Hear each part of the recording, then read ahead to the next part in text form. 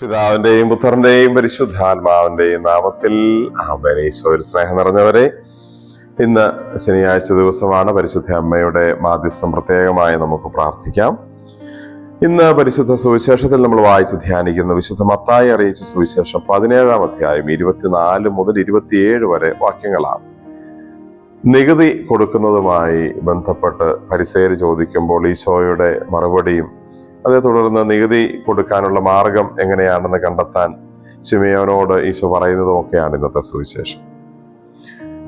ഒരു വാക്യം നമ്മൾ അതിലിങ്ങനെ വായിക്കുന്നു: എങ്കിലും അവർക്ക് ഇടർച്ചയുണ്ടാകാതിരിക്കേണ്ടതിന് നീ പോയി കടലിൽ ചൂണ്ടയിടുക, ആദ്യം ലഭിക്കുന്ന മത്സ്യത്തിന്റെ വായ തുറക്കുമ്പോൾ ഒരു നാണയം കണ്ടെത്തും, അതെടുത്ത് എനിക്കും നിനക്കും വേണ്ടി അവർക്ക് കൊടുക്കുക. എങ്കിലും അവർക്ക് ഇടർച്ചയുണ്ടാകാതിരിക്കാൻ വേണ്ടി.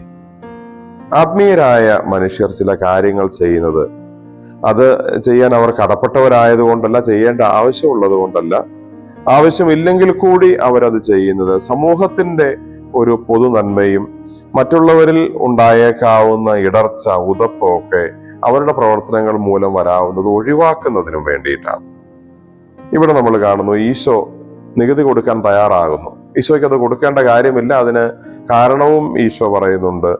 മക്കൾ ആണെങ്കിൽ കൊടുക്കേണ്ടവരാണ്, ബാക്കി പുറമേ നിന്നുള്ളവരാണ് കൊടുക്കേണ്ടത്. ഈശോ യഹൂദനാണ്, അതുകൊണ്ട് തന്നെ അവരുടെ വിഭാഗത്തിൽപ്പെട്ടയാളാണ്, കൊടുക്കേണ്ട കാര്യമില്ല. എങ്കിലും ഈശോയെ മറ്റൊരാൾ എന്നതുപോലെ പരിഗണിച്ച ഈശോയോട് നികുതി ചോദിക്കുമ്പോൾ അതിനങ്ങ് സമ്മതിക്കുന്നു. അതിന് തർക്കിച്ചു നിന്ന് വലിയൊരു വാദപ്രതിവാദത്തിലേക്കൊന്നും പോകാൻ താല്പര്യമില്ല. ഈശോ അത് കൊടുത്തേക്കാൻ ആവശ്യമില്ലെങ്കിൽ പോലും അത് ചെയ്യാനായിട്ട് തയ്യാറാകുന്നു. ഈശോയുടെ മാമോദീസ സ്വീകരണ വേളയിലും ഒരുപക്ഷെ നമുക്ക് ചിന്തിക്കാവുന്ന ഒരു കാര്യം ഇത് തന്നെയാണ്.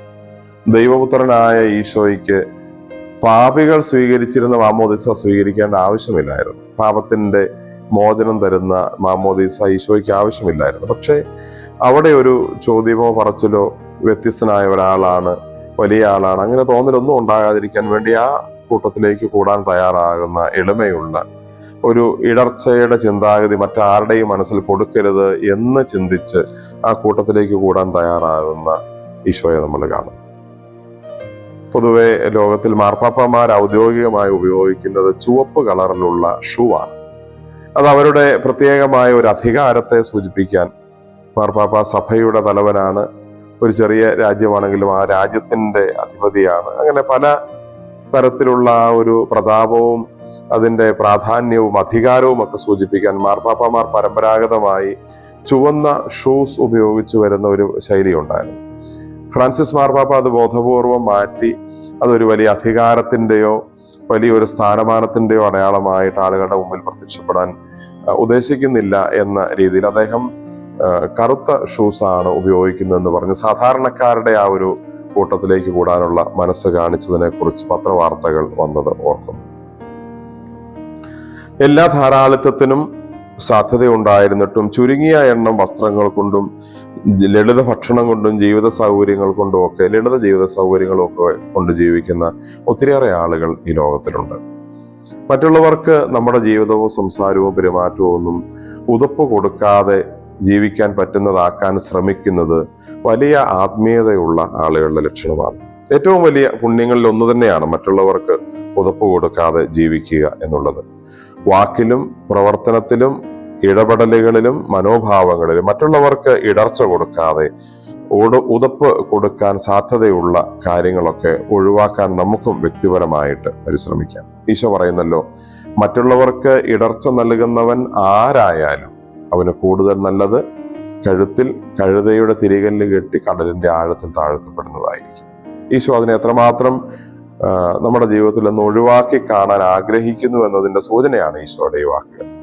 മറ്റുള്ളവർക്ക് ഇടർച്ച നൽകുന്ന കാര്യങ്ങളൊന്നും, മറ്റുള്ളവരുടെ നല്ല മനസ്സിലേക്ക് മോശമായ ചിന്തകളോ മോശമായ ഭാവനകളോ കൊടുക്കുന്നതൊന്നും നമ്മുടെ സംസാരത്തിലോ പെരുമാറ്റത്തിലോ വേഷവിധാനങ്ങളിലോ ജീവിത രീതിയിലോ ഒന്നും ഉണ്ടാകാതിരിക്കാനായി നമുക്ക് പരിശ്രമിക്കാം. നമുക്ക് പ്രാർത്ഥിക്കാം. കർത്താവായ ഈശോയെ ഞങ്ങളങ്ങേ ആരാധിക്കുന്നു, സ്തുതിക്കുന്നു, നന്ദി പറയുന്നു. ഒരാൾക്ക് ഇടർച്ച വരുത്താതിരിക്കാൻ എത്രമാത്രം ശ്രദ്ധിക്കണമെന്ന് ഈശോ പറയുകയും ജീവിത മാതൃക കൊണ്ട് കാണിച്ചു തരുകയും ചെയ്യും. കർത്താവെ, ഞങ്ങളുടെ വാക്കുകൾ കൊണ്ടോ ഞങ്ങളുടെ ഇടപെടലുകൾ കൊണ്ടോ ഞങ്ങളുടെ പ്രവർത്തനങ്ങൾ കൊണ്ടോ ഞങ്ങളുടെ ഭക്ഷണ, വസ്ത്രധാരണ, ജീവിത രീതികൾ എന്തെങ്കിലും കൊണ്ടോ മറ്റുള്ളവർക്ക് ഇടർച്ചകൾ ഉണ്ടായിട്ടുണ്ടെങ്കിൽ ഞങ്ങൾ അങ്ങയോട് മാപ്പ് അപേക്ഷിക്കുന്നു. ഇനി ലളിതമായ ജീവിതത്തിലൂടെ, നല്ല മാതൃകയിലൂടെ മറ്റുള്ളവർക്ക് ഇടർച്ചയല്ല നല്ല മാതൃക കൊടുക്കുവാൻ ഞങ്ങളെ സമൃദ്ധമായി അനുഗ്രഹിക്കണമേ. നമ്മുടെ കർത്താവ് ഈശോ മിശിഹായുടെ കൃപയും പിതാവായ ദൈവത്തിന്റെ സ്നേഹവും പരിശുദ്ധാത്മാവിന്റെ സഹവാസവും നാം എല്ലാവരോടും കൂടെ ഉണ്ടായിരിക്കട്ടെ, ഇപ്പോഴും എപ്പോഴും എന്നേക്കും. ആമേൻ. ഈശോ മിശിഹായ്ക്ക് സ്തുതിയായിരിക്കും.